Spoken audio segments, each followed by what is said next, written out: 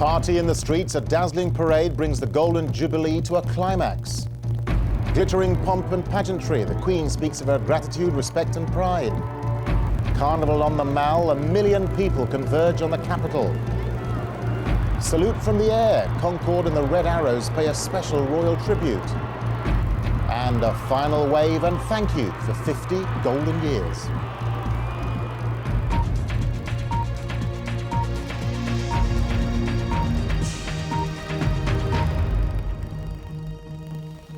Good evening. The Queen's Golden Jubilee celebrations drew to a spectacular close today. 4 days of festivities ended in a carnival pageant outside Buckingham Palace. And for the second day running, an estimated 1 million people converged on central London to celebrate.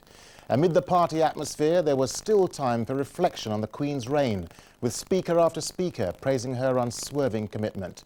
And the Queen thanked all those who'd taken part. She said 3 words summed up how she felt: gratitude, respect and pride. Our first report tonight is from our royal correspondent, Jenny Bond.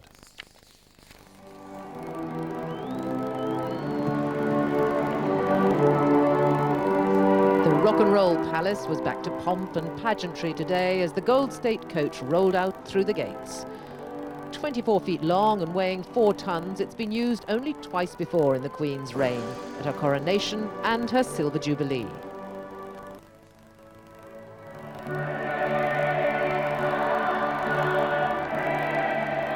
Accompanied by a wave of music along the route, the Jubilee Girl, as she was christened at last night's concert, looked pleased with herself and with the resounding success of the celebrations so far.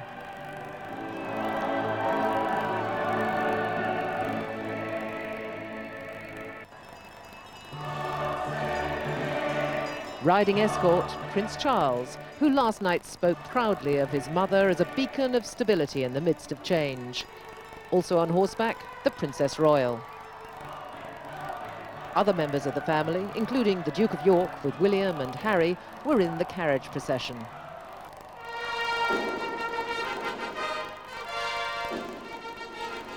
At the boundary marking the City of London, an ancient ceremony recognising the sovereign's authority.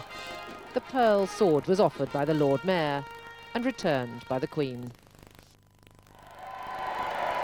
All the way to St. Paul's, she was cheered by crowds that were growing bigger all the time.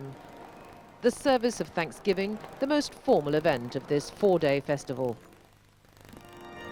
In front of a congregation of almost 2,500, the Archbishop of Canterbury said society had become increasingly diverse over 50 years, but the Queen had been an example of abiding constancy.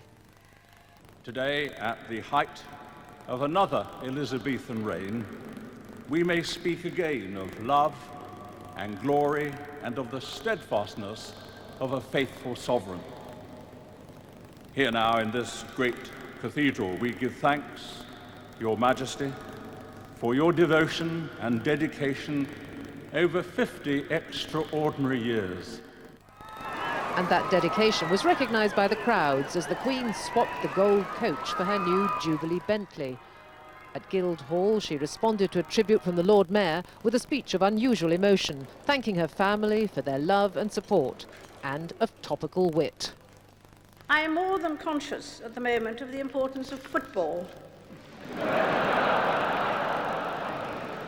Although this weekend comes about halfway through my Jubilee year, as far as we are concerned, it bears no relation to a rest at half-time.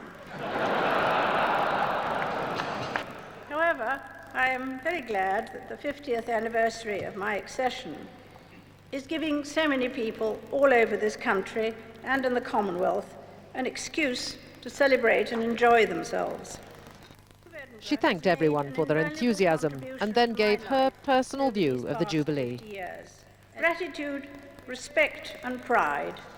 These words sum up how I feel about the people of this country and the Commonwealth, and what this Golden Jubilee means to me.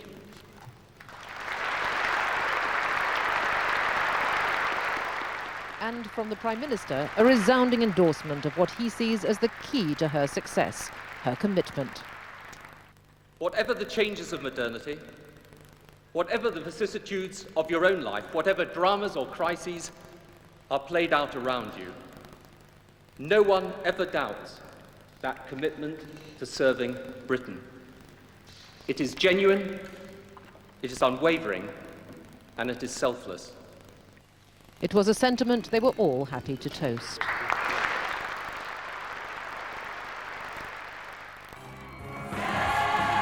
As the Jubilee lunch began, the grand finale of the celebrations had already transformed the Mall into a carnival. 20,000 people took part in one of the most extraordinary jamborees that London has ever seen. And the rhythm was infectious. In mid-afternoon, with a change of clothes, the Queen joined the party. Surrounded by an ocean of children, she was given another huge welcome by the crowds, who by now numbered 1 million. Though the palace has always been coy about predicting just how many people might turn out, this surely exceeded even the Queen's expectations. Throughout the festivities, she's pointedly tried to show herself in touch with people.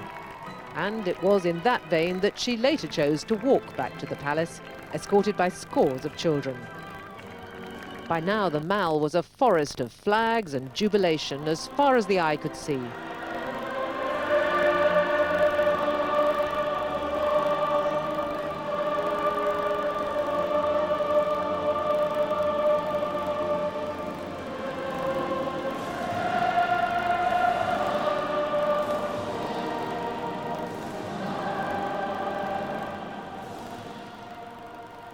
There was only one way a memorable day like this could end, with the well-rehearsed tradition of an appearance by the Queen and Duke on the balcony.